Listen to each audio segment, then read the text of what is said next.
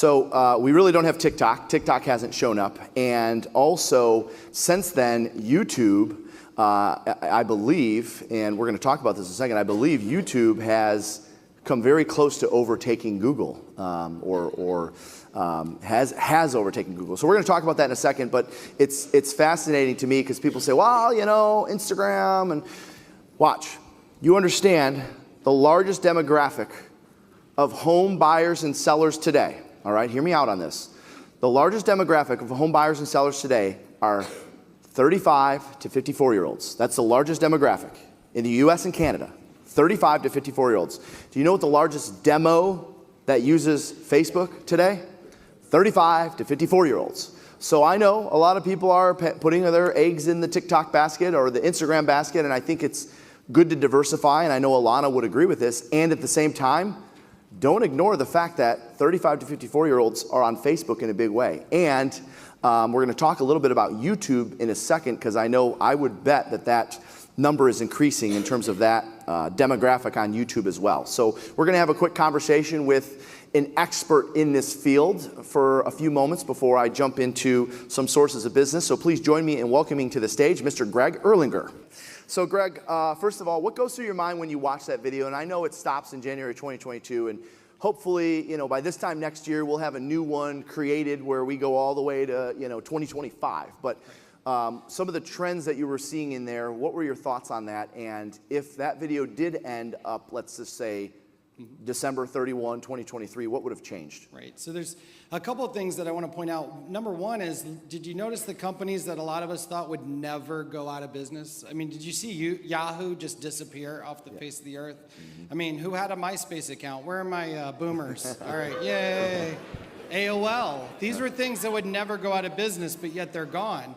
And then all of a sudden you see Google just completely and totally dominate. Oh, yeah. Right? And then you just, in everything that we do at Glover U is try to keep you innovative. Innovation is one of the core foundational pieces of what we do here. And so you've got to follow trends. So what I love about it is you can watch what's happening. You gotta, skate to where the puck is, right? I just made that up. And that's where we want to. I believe it's skating to where the puck's going. Yeah, that, yes. But my version, so you want to go where are we headed? And that's why it's so important to understand trajectory. Where are we going and what's falling off and what is important? And there's reasons why you see YouTube, for example, taking off. We saw Google totally dominate. And then who owns YouTube? Google. Yeah. So that's what you start to see. And so you want to pay attention. And what we want to do is create a foundation for you guys to understand. I understand that we all have a natural tendency to lean towards that one platform because we enjoy the culture of that platform the most. But what I was going to say, and I misspoke when I said, YouTube overtook Google. What I was thinking was YouTube is now the largest social media platform. Right. And they consider themselves social media. Yes. And they have Google to thank for that, because since Google owns YouTube, they're going to make sure that platform stays right there underneath Google. So when I said, they've overtaken Google, what I meant is they've overtaken all of the other social media platforms thanks to Google. Yeah, because they're a monopoly. Alphabet owns Google, Google owns YouTube. So therefore, is there any chance that there's nobody else that can afford to buy Alphabet, right? If YouTube or if Google or if Alphabet they wake up one day and they want to buy Facebook, they can do it, right? So for example, 2 years ago, 3 years ago for sure, YouTube Shorts was not a thing. Right? If you remember, it's kind of hard to believe because everything's changing so fast, right? So YouTube Shorts was like an idea. It was cute. Right now, there are, on YouTube Shorts, 15 billion views a day on YouTube Shorts. 2 years ago, didn't exist. 15 billion views a day now. So you've got to stay with what's happening now and where people are going. And it's because they have dominance. They have financial dominance. And why did they create it? To push off Instagram. They realize this is how people consume information now. Yeah. So obviously, I know you've been, kind of the social media marketing guru, specifically around video, and I know that's a lot of what you teach in your marketing mastery course. But one area that we've spent a lot of time on as a company is helping agents not just get the right equipment for their videos, because that's like, I mean, you would agree that's probably like 10% of the video itself, like the actual equipment, right? The equipment, yeah, correct. Yep. We've been helping them with this idea of writing good copy. So can you speak to, why that's important? What comes out of their mouth is important? Can you talk to that a little bit?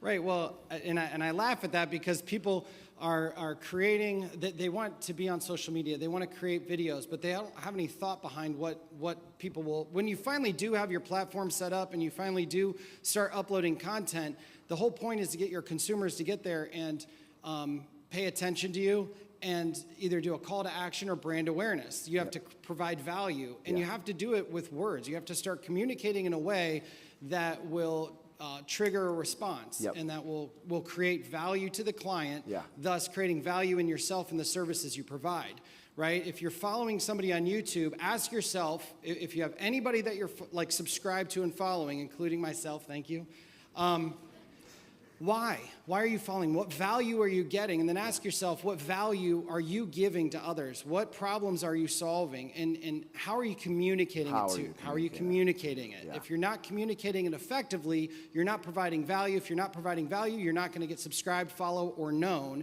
Therefore, your services and products won't sell. You won't make any money. Your family will go poor. Yeah. Plain and simple. We tell it like it is here. So, Greg, I know video and social media and what you say is one portion of it, but when you think about like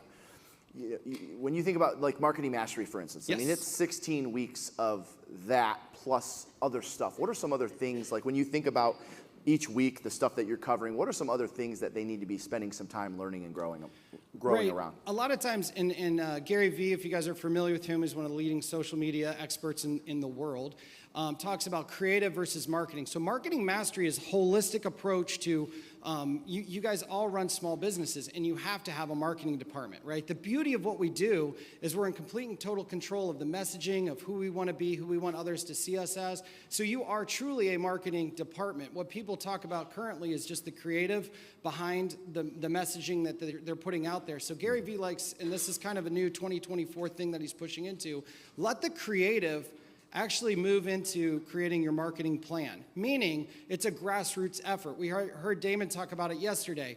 Who influenced the buying decision? Who changed the world?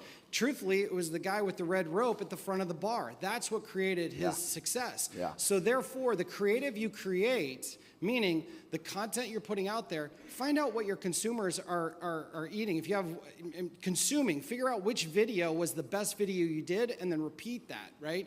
Let creative, and once you repeat that, you're going to start to understand what people and your consumers are finding valuable.